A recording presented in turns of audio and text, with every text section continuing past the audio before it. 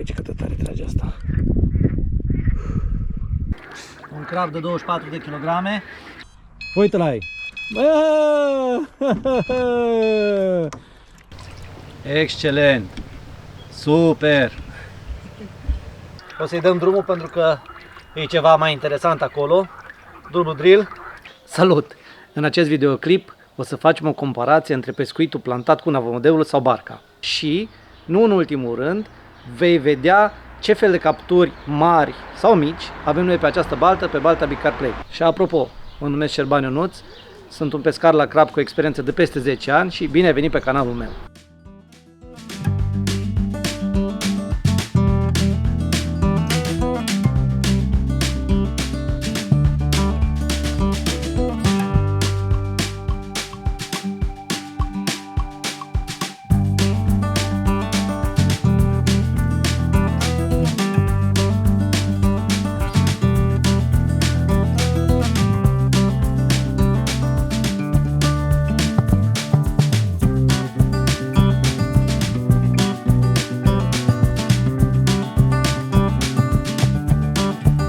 Pregătit? Cu manualul de instrucțiuni? Nu. Pe mâine, Da, vă ține la curent. Eu am montat cortul ăla de mi-o luat, mi s-a făcut rău până l-am montat. Roli au pus balize, au făcut, au prins și 2 pești între timp.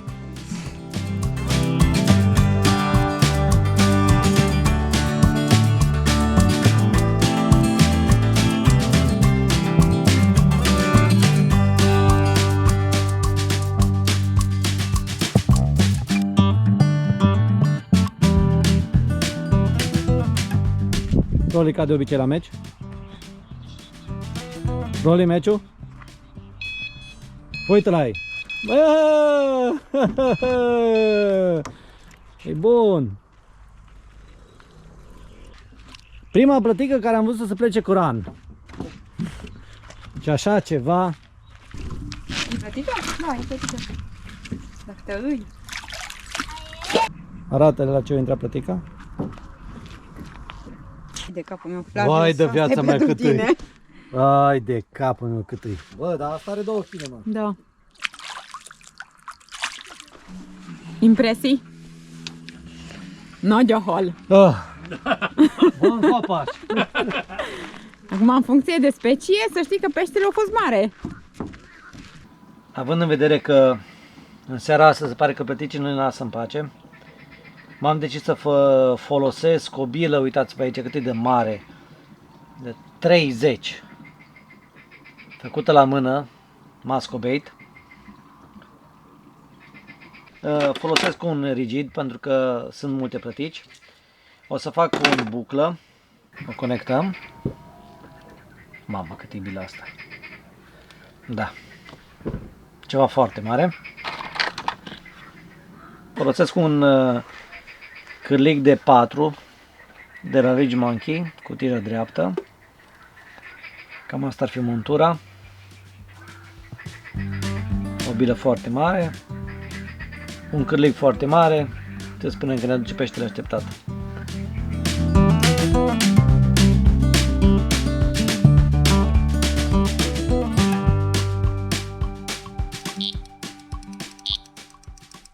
Facem drillul din barcă. Am departe deja, sper să nu ajung peste vecinul.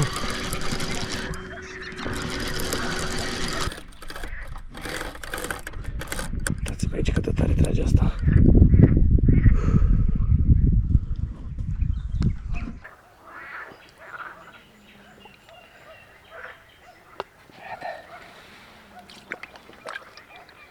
Am reușit să-l scot.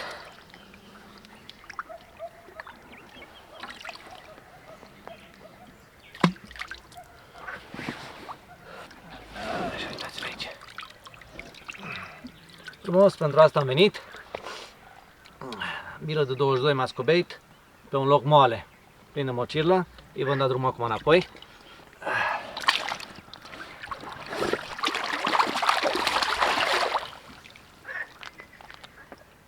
Gata. Să mergem să replantăm bățul.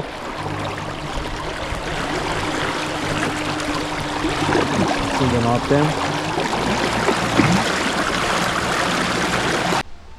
Stația de încărcare All Powers cu frigiderul meu portabil. Noua achiziție. Totul la rece, merge bine.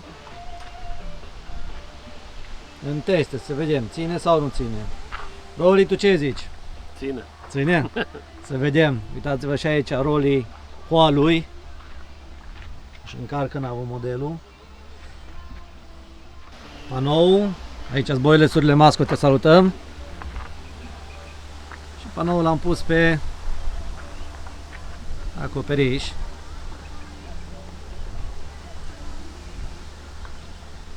Numai peștii să mai vină. Știți cum e vorba aia? Când alții prind și noi nu prindem. Dezavantajul aici e că de fiecare dată când vezi pe cineva că prinde, știi că prinde pentru că iese cu barca pe apă să scoată peștele. Nu ne lăsăm, dăm și noi tot ce putem. Avem o nouă trăsătură. Rory pregătește barca.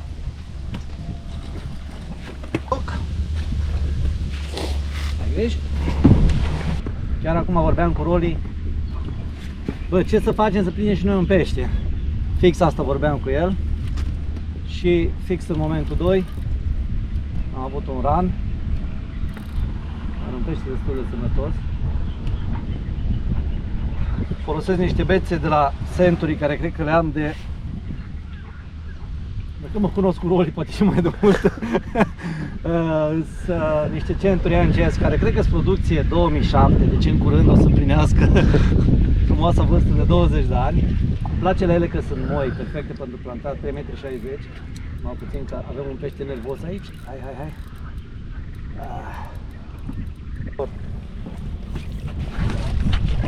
Frumos. Hai, dă un trup.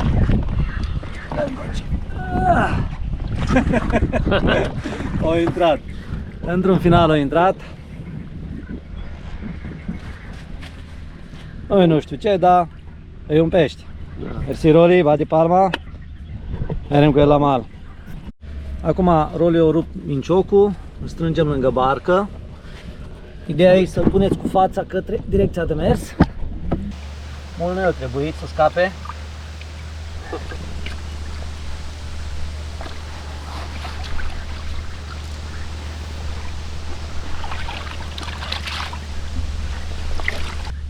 Să vă prezint echipamentul meu de pescuit la plantat.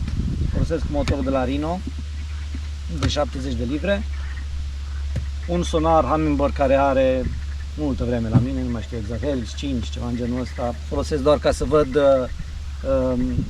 substratul tare, moale și eventual pești, dar în general nu mă orientez după asta. Și folosesc această baterie LiFePO care are LiFePO 4 care are doar în jur de 10 kg de 100 de amperi. Capacitate maximă de descărcare este chiar 100 de amperi, testat de mine lucrul ăsta. Acum, dacă stăm să ne gândim că acest motor la 7 km pe oră consumă 50 de amperi, care este brushless motorul, în concluzie, eu cu această baterie, dacă el merge 7 km pe oră, aș putea să merg, dacă nu mă înșel, 2 ori 7, că 50 de amperi consumă, 2 ori 7, 14 km. De 40 de plantări, poate că greșesc la calcule. Arhi suficient pentru o partidă de 3 zile. Deocamdată foarte mulțumit de această baterie. Nu pot decât să o recomand. Motorul iarăși foarte mulțumit de el. Sonarul l-am de nu știu câte vreme mulțumit și despre el. Dacă vă interesează bateria, mai multe detalii găsiți în descriere, de unde să o achiziționați și eventual un preț de reducere. Să vă arate și Rolly mai târziu ce echipament folosește el pentru pescuitul plantat cu bărcuța.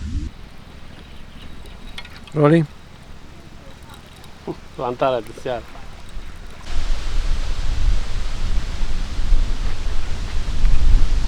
Hai, arată-ne ce s-a întâmplat acolo, sau e spartă deja? O bilă atacată de plătici.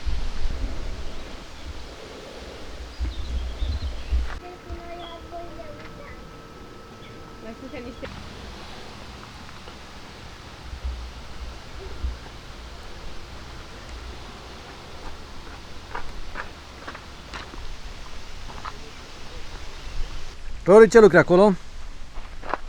Păi plantăm. Ai ceva aplicație, văd că? Da, asta e aplicația de la bărcuță, cu punctele salvate pe hartă. Aici ai H-ul de la home, ca să vină bărcuța înapoi, la mal. Super tare. Și acum începem plantarea. Și tu nici telecomanda la ce o mai folosești? Păi e mai simplu decât să folosesc telefonul. Pe telefonul e mai simplu de folosit aplicația când setezi punctele. Aha. Dar la plantat, când deja ai punctele setate, atunci ai aici câteva butoane pe care e mai comod și n-ai atâtea accesorii. Un singur băț odată, nu? Cu bărcuța asta. Sau are două? Are. Odată?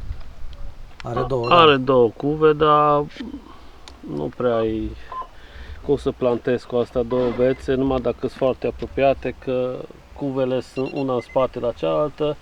În mod normal, ca să plantezi două bețe, ar trebui să fie una într-o separate, parte, una în cealaltă. Așa, mai mult, numai că dacă vrei să nădești, să duci mai mult în nadă, da tot la un singur băț. Prima dată plansăm montura.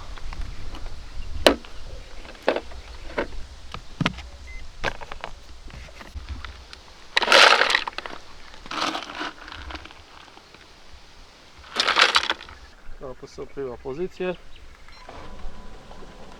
și a plecat dică. Ce părere ai de navomodelul ăsta? Până acum mi se pare cel mai ok. E un model un pic mai vechi, dar își face treaba. Singurul dezavantaj, zic eu, că merge cam încet pe apă. În rest, așa ca și puncte GPS, și ăsta e cât de cât exact. Acum i-am dat descărcarea și îi dau home și el se întoarce. Precis, nu știu așa specificațiile tehnice, dar după ochi, având în vedere că am un reper baliza, eu zic că se duce în același loc. Acum, eu știu, 20-30 de centimetri, plus minus.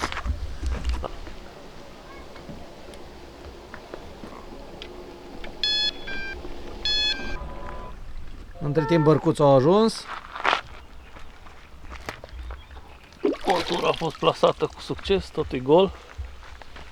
Da. Ne pregătim să plantăm. Ăsta este un dezavantaj la pescuitul plantat din barcă. Roli numai să joacă cu o telecomandă, eu ia bățul, duc bățul, pregătește bățul și așa mai departe. O să vă prezint tactica abordată în această partidă. Bun, mergem să plantăm. Dacă folosiți barca, este indicat să folosiți o vestă de salvare, dacă nu o faceți pe riscul propriu. Deci pe locul care l-am nădit doar cu alune, am dat drumul și vom introduce niște alune. La stăleg am pus tot alune. Una, două. Și veșnicul mix perete de la Copens și bălesuri hot squid de la Masco, proaspete. De data asta am doi pești prinși până acum și am observat că amândoi au intrat pe un substrat destul de moale. Eu țin minte că peletele astea ți-au adus și niște sturioni frumoși. Nu tocmai astea, sunt alt model. Altele? Da, și astea aduc sturioni. Să vedem. Sunt pe placul atâta crapilor cât și a sturionilor, dar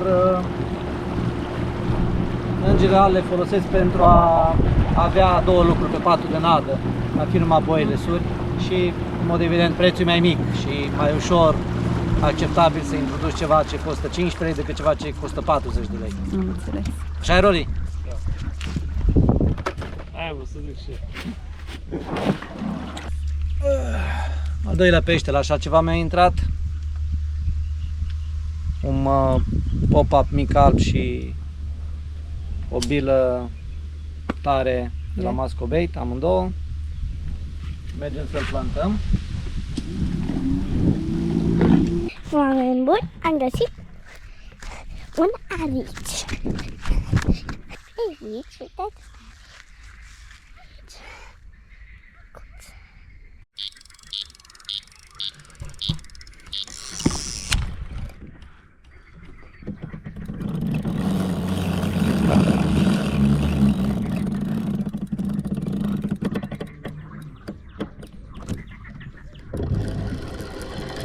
Nu cred să fie crap. După cum trage, nu cred că e crap. Nici vorba să fie crap. Uitați-vă cum o duce cu barca.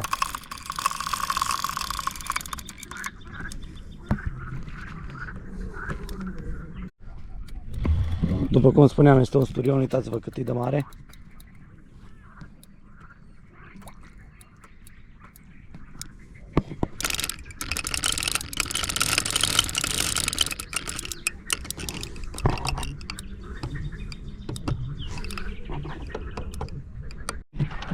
Uitați-vă la el cât e. Hai de capul meu.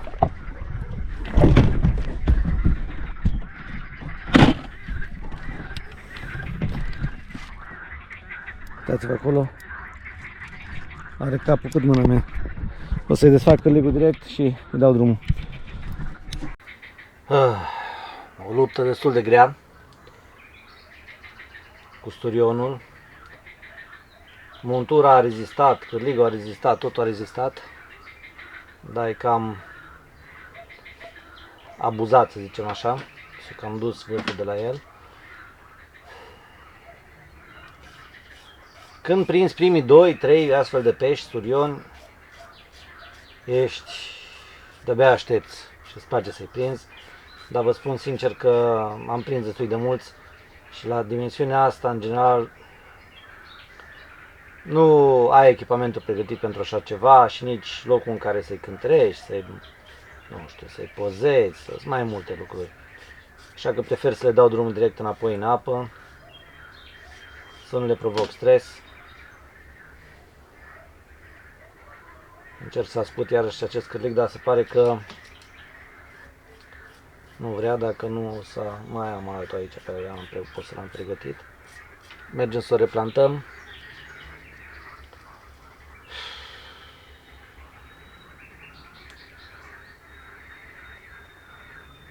Se pare că Masco Bait Hot Squid de 24 le place și sturionilor, așa că puteți să folosiți cu încredere. Să mergem! Suntem pregătiți pentru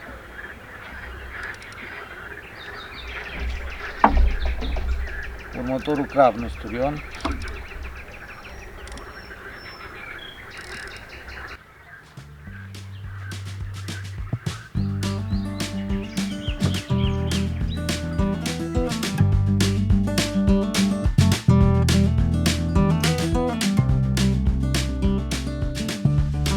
Eu venit până la mare, au crezut că e plătică și când acolo era un amur.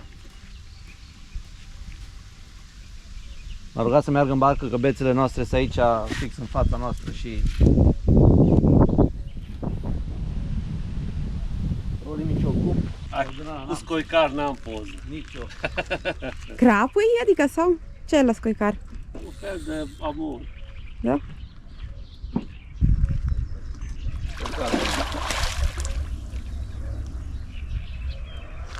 O zis ăsta că încep să prins câțiva scoicari. Da. Scoicare. Bine, Roli, bravo. Cam câte kilograme zici că are? 10. Am și cu de-asta poză gata cu ei. Iar la categoria diverse. Hai în barcă.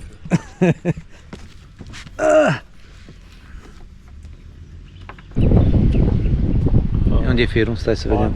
Tot amur. Ăsta e mare. Amur. Stai. Asta e firul? Bun.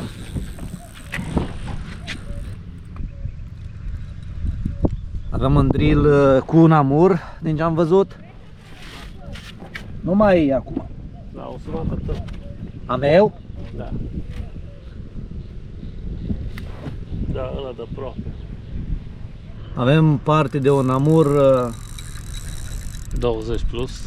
20 plus, da. Puternic. Mai poți?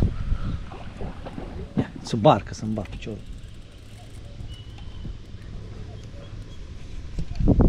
Uitați-l. Ăla-i, mă. Bravo. Mergi și ție, eu stau în barcă cu el, tu mergi și ție wader și vii și după aia ți-l mânezi, știi? Că-i scorul până acum? Scorul? Da. Păi nu știu, luăm și speciile astea la că, nu? Păi da, tot ce s-a prins în afară de plătică. 3-2. 3 pentru bărcuță sau pentru barcă? 3 pentru barcă, nu? Da. Punem și isturionul, deși nu l-ai văzut. Sper că nu aveai dorințe din astea să o duc. Ai prins surion? Da, nu. Ah, da, că mi-ai L-ai spus. pus în startea? Mam.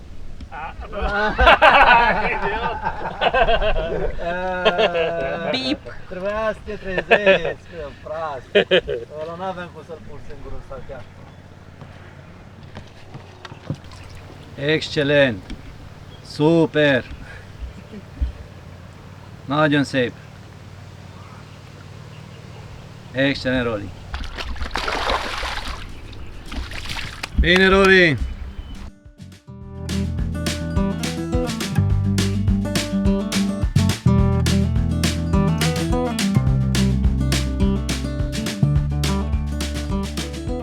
Ne pregătim să plantăm, Roli ține bățul acolo. După ce am venit de la vizita Budapestei, o să încercăm o nădire mai consistentă. Vântul bate foarte tare. Ăsta este un dezavantaj la pescuitul la antat din barcă, pentru că te duce foarte repede vântul când ești pe apă. Punem backlead-urile pe bestele care tocmai le-am băgat. Vântul bate cam tare. Am grijă ca backlead-ul să meargă cât mai mult în față, după care las firul moale. Cam asta e backlead-ul care îl folosesc. Un plumb la care am adaptat un manșon să focalizeze camera. Mergem să pregătim să băgăm ultimul băț. Am ceva aici care le place păticilor.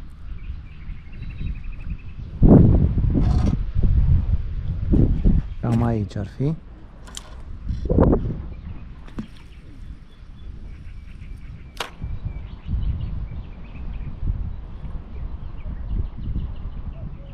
Zonă destul de tare aici.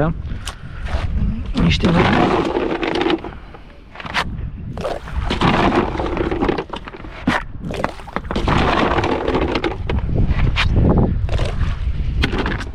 și plecăm. Poți? Trage-mă leacă.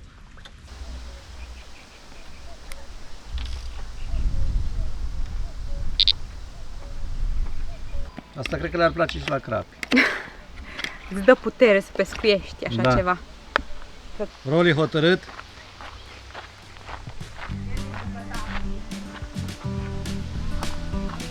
Foarte hotărât. Miroase bine.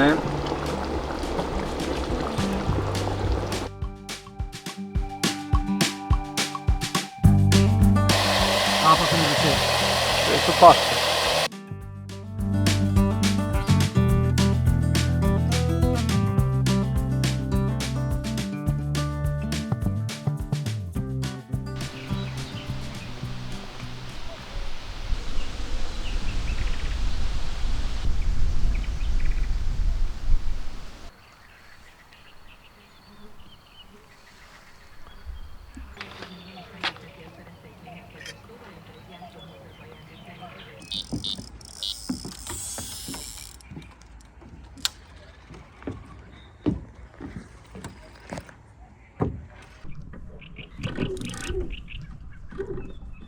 Ce e asta, mă? Amor. Ia că nu, e crap. Crap mic. Mic.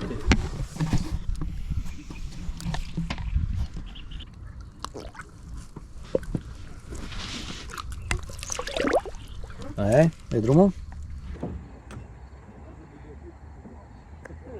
Am mers după peștele ăla și încă o trăsătură.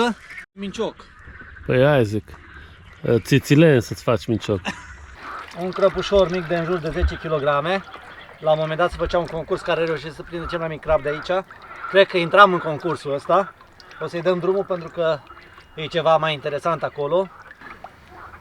Masco bait, ambele. Bile de 18 tari. Dublă. Îi dăm drumul și vă arătăm imediat ce avem dincolo. Crab de 24 de kg. Picar Flake. Scap!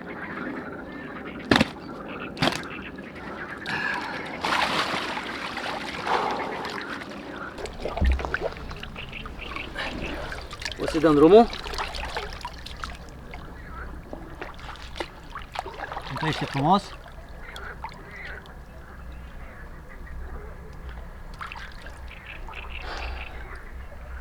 Masco, te salutăm! După cei doi pești vom merge să plantăm bețele. După cum observați, o bilă mică, un pop-up și un săculeț. Ne apropiem de baliză și când suntem aproape, dăm pur și simplu drumul. După o mică încurcătură la bețe, un nou drill. Nu, lasă că se întoarce el singur după. Numai să mergem la vecini, știi? Pe aia mă uităm. Ce dracu. Dragii mei. Sunt în drill cu peștele cu role aici, eu trag și lui. Uite-l-ai? Nu, crapă-i. Uitați-vă cât de frumos se vede, cât de bine vede lanterna asta de la Armitec. Să sperăm că reușim să-l întoarcem. Nu vine afară.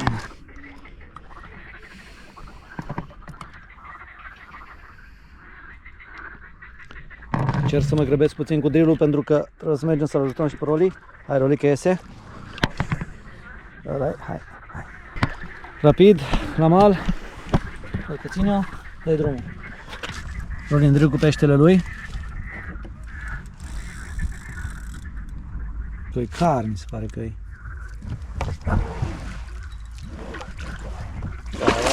Că-i car. Tot ăla. Seamănă, nu e chiar tot ăla. Îl duce la mal? Nu. Bun. Acum o să-i dăm drumul. Așa, excelent. Gata, au plecat.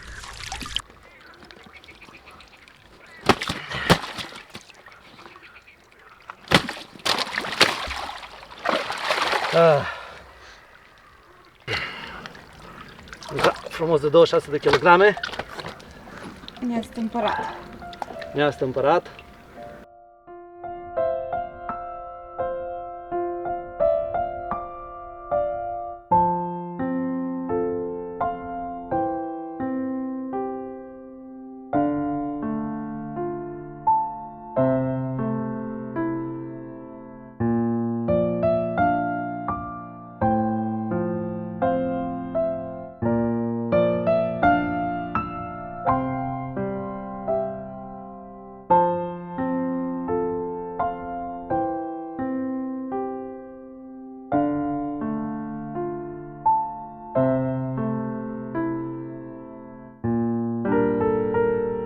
Tare curios pe vântul ăsta.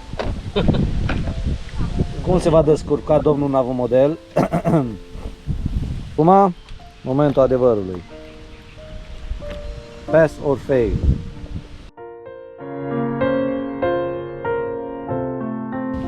Pare că merge, Roli.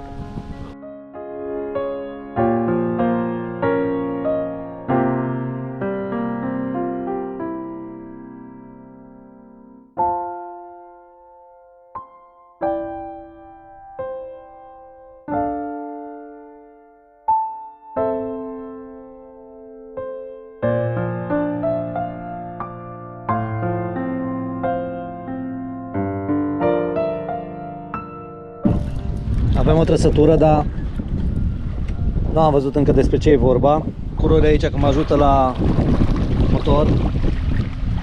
că în alt caz m-aș duce pe standul vecinilor, dacă îmi bate vântul. Haide, pâine.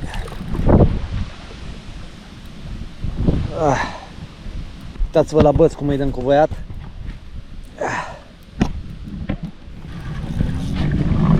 Stop, stop, stop, stop, l-am scăpat.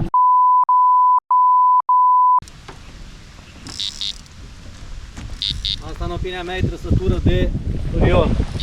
Pentru Deci? că nu pleacă, pleacă așa, e firul încățață și vede că a venit încoace în stânga firul, vedeți? O luat Turionul firul și atunci din cauza aia. Acum dacă o să înțepi, Ce se întâmplă?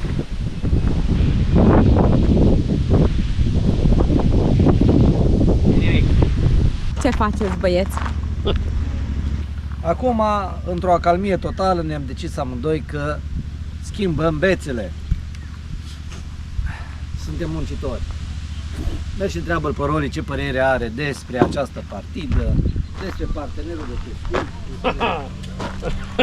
Spune tot, Roli. Spune-le la oameni, Stai să mai beau un pic. Și pe urmă doar adevărul și Așa, numai adevărul. Da, așa mă abțin de la multe. Deci, cum să zic, Șerban Ionuț, carp fishing. Soția vrea să vă spună că a vrut să facă un concurs între mine și Roli, că așa sunt femeile, să ne asmuțe unul contra celuilalt, să vadă care plantează mai repede. Și Coromi Roland, nu Șerban Ionuț, a câștigat cu un avomodel. Da, premiul de consolare. Care e premiul de consolare? Da, da, uitați! Nu se pune, sorry! Folosește cheaturi! Folosește cheaturi! Astea scoduri din alea! Cum stați cu nada? Rău, Mersi bine, dar stăm prost. eu rău. Care va fi abordarea? Folosim cât avem. Mergem și cumpărăm de la Decathlon? Da, așa ceva. Nu știu. Se pare că peștele răspunde la ceva mai multă nadă. Așa a apărut aseară. Adică și fost o... Coincidență? Sau nu? Da, nu știu. Am zis să facem așa o recenzie la mijlocul partidei, că acum e mijlocul partidei noastre, nu? La jumate. La jumatea partidei. După cum știți, de la începutul videoclipului să facem un test legat de pescuitul la plantat cu navomodel sau cu barcă. O să vă detailăm acum câteva lucruri legate de genul ăsta de pescuit, despre genurile astea de pescuit. Roli este susținătorul pescuitului cu navomodel, chiar am avut noi o discuție despre tema asta înainte. Vă spun la sfârșit și scorul care e până acum, dar totuși, Roli, de ce navomodel? E un pescuit mai comod, să zic așa, cel puțin la plantat. Nu ai nevoie de ajutor, nu te chinui, dacă e singur poți să faci un pescuit la plantat mult mai ușor, că nu ai nevoie de cineva să-ți dea bățul, să-ți ia bățul sau să te chinui singur, să urci din barcă, să te dai jos din barcă, mai ales un navomodel cu GPS. Eu zic că este cea mai ok variantă pentru plantat, în condițiile în care și distanța îți permite treaba asta, deci nu distanțe gen 200-300 de metri, nu că nu ai putea planta, dar atunci deja e mai dificil. Dar așa, pentru distanțe cum e aici, până în 100 de metri, cu puncte GPS setate, nici baliză, teoretic nu ai nevoie, e mult mai simplu. De ce nu navomodel? Ce ți se pare ție dezavantaj la navomodel? Sau dacă cineva vrea acum să apuce de pescuit de la plantat, există, spre exemplu, Ianis, unde în momentul de față cam trebuie să pescuiești plantat și vrei să-ți achiziționezi ce îți cumperi, barcă și motor sau îți cumperi un navomodel? Îți trebuie barcă și motor, Da. neapărat că și aici degeaba plantezi cu navomodelul, că peștele trebuie să-l scoți din barcă. Și atunci, pe navomodel nu te poți să mergi după pește, exact. Asta e un lucru legat, eu consider că dacă vrei să te apuci de pescuitul plantat, îți trebuie un motor și o baterie. Da, ăla e primul lucru. Asta e primul lucru. Și barcă. Și dacă nu te oferă De locație. obicei, multe locații, culmea, am o barcă care e la mine în pod, cumpărată de nou și nefolosită. Și eu, la fel. Exact, deci, așa, am barcă, dar până acum nu s-a nimeni nevoia să trebuiască să o folosesc. Aici ți se oferă barcă, dar, din punctul meu de vedere, motor, sonar și baterie. La baterie vă recomand cea de la Redodo, și-a făcut treaba partida asta. Am calculat noi că în jur de 14 km poți să mergi, să plantezi, să faci drumuri cu ea, deci pentru o partidă de 3 zile ar fi suficientă. Acum, deci asta odată e contra navomodelului. Navomodelul nu neapărat suplinește motorul. Eu îl văd ca și ceva care îl mai ai pe lângă. Și tocmai lucrul ăsta care l-aș băga de vină, că mai trebuie să mai duc ceva cu mine. Asta, 1. 2. Descoperirea locului de pescuit, din punctul meu de vedere, se face tatonând și te-am văzut și pe tine cu prodding stick, cu tija. Poți să te uiți pe sonar, dar sonarul niciodată nu-ți va da niște detalii. Poate să fie mult atâta sau poate să fie mult atâta. E mai sigur, e mult mai sigur. Un alt lucru e că mergi cu barca și plantezi într-un loc, nu-ți place cum mai simți fundul locul respectiv, te duci 2 metri mai încolo, plantezi mai încolo, poți să-ți îndrepi montura, să fii sigur că nu a căzut încălcită. Ce mi se pare iarăși foarte, foarte important este modul în care nădesc. Da. Poți să nădesc mai în larg, poți să pun montura aici să nădesc la 3 metri. După nu poți să zic că nu poți, în principiu și cu navomodelul poți. Poți să nădești mai mult. Poți să nădești mai mult, da. Dacă vrei să faci o nădire mai masivă, atunci cu navomodel trebuie să faci mai multe drumuri. Oricât exact. vrea să duci mai mult de, eu știu, 2-3 kg, nu poți să poți să duci, exact. Avantaj la navomodel mi s-a părut mie și am observat acum când bate vântul. Când bate vântul, nu știu cei care ați plantat cu barca, când bate vântul și plantezi cu barca e foarte greu, pentru că tu îți găsești un loc, pui montura în 2 și 3 mișcări, ești la 10 metri de locul respectiv. Da. M-am învățat eu să mai însetez motorul cumva, să mă țină cât de cât pe loc, dar nu ți iese și e foarte greu de plantat în general cu barca. Cu navomodelul tot am văzut, am întrebat, hai să vedem acum pe vânt cum merge și au mers, l-a descărcat, a venit el mai greu înapoi, dar a venit fără probleme, deci ăsta e un punct în plus la navomodel, să zic așa. Părerea mea, sinceră, e că prima dată mi-aș lua un motor și o baterie, barca găsești de închiriat de oriunde. E obligatoriu. Și după aia, eventual, navomodel. Există unele belți, puține cei drept, care îți permite să plantezi doar cu navomodel.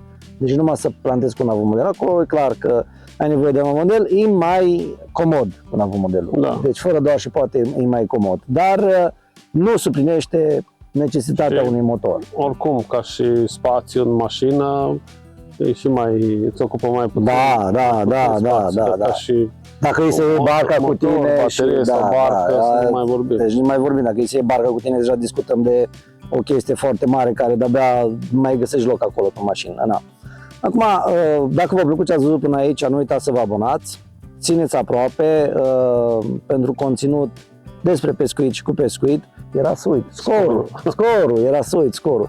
Suntem la jumătatea partidei și ca și, nu știu, scor, cum stăm? Câți pești avem? 4, eu, tu 6. 6. Deci am plantat numai din barcă și rolii cu navomodelul. Plăticile sunt o problemă. Da.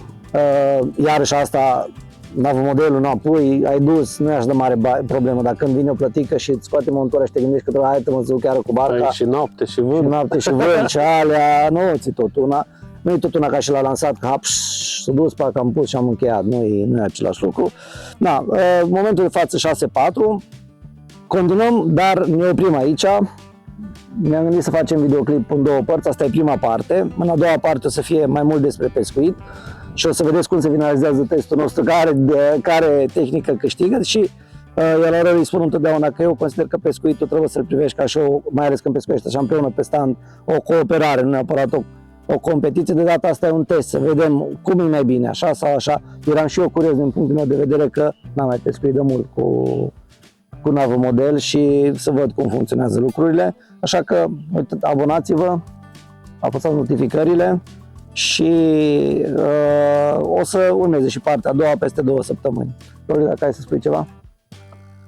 Să pescuim. Să pescuim, fie întinse. Vă salut! Până ce apare următorul videoclip, nu uitați să vă uitați la canalul meu, mai am videoclipuri cu Balta Big Carp Lake, cum ar fi pescuitul plantat cu diferite tipuri de monturi, mai lungi, mai scurte, sau pescuit plantat cu boile sau semințe. Țineți aproape până la următoarea parte. Salut!